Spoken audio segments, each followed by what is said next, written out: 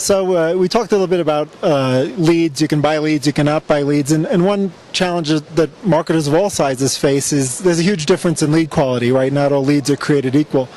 So large businesses have the ability to use business intelligence and CRM to try to sort out the difference between a valuable lead and a not so valuable lead. How do small businesses deal with that sort of challenge? A good lead versus a bad lead? When I was came out here to Vail, I went fly fishing and I found the guy over Google, and he had a very simple perspective. He has a very simple page up.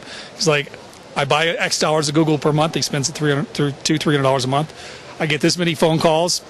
They seem to be good phone calls, so I keep paying it. And I think for most small businesses, that's the evaluation metric they're going to take. They know when they're on the phone whether it's a good lead or a bad lead. They know that when someone called them up and they thought they were going fishing in Nevada and not Colorado, that's a bad lead, and someone who really wanted to go fishing in Vail is a good lead. So I think a lot of it will be done that way. For the guys who are spending, again, if you're spending $4,000 or $5,000 a month, what a lot of people used to spend on the Yellow Pages, and you're spending that in big lead companies, you need to get your lead scored. You need to be able to challenge a lead. You need to be able to say this isn't a good customer phone call, etc. And given the really aggressive nature a lot of spammers have taken to going after these tracking numbers and calling them like crazy to try to sell you something, you need to make sure your partner's not charging you for someone else trying to sell you something.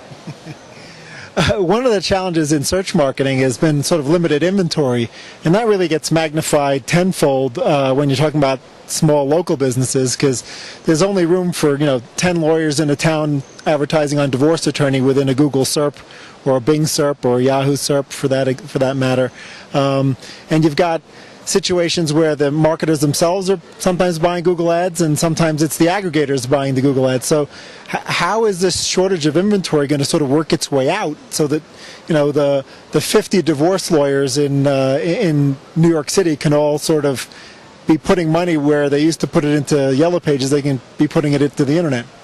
As one of the largest local publishers, a big part of our business is as a publisher, we're trying to solve that problem of creating more local inventory, whether it's creating inventory around, Q&A or creating inventory around city content or expert pages about, how you do plumbing, that kind of stuff. We're trying to create new local inventory so we can solve some of that problem. In the end, Google's getting pretty competitive, and a lot of people are beginning to move off of just buying through Google and buying through alternative networks like CityGrid, which is a big partner of ours, where we move a lot of, they certainly move a lot of our inventory. Some of the big search partners, because of the Google issues, have also come direct to other publishers. And then, there has been sort of an explosion of new local inventory on the phone. Primarily through just web-enabled web browsing phones, not through apps and sort of fancy stuff that sort of the early adopters deal with, but just people on their phone searching the web.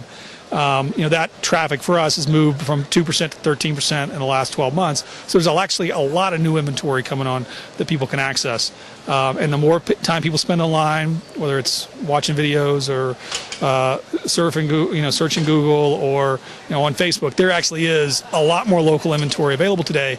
It's just not as easy to get at as going to Google for search.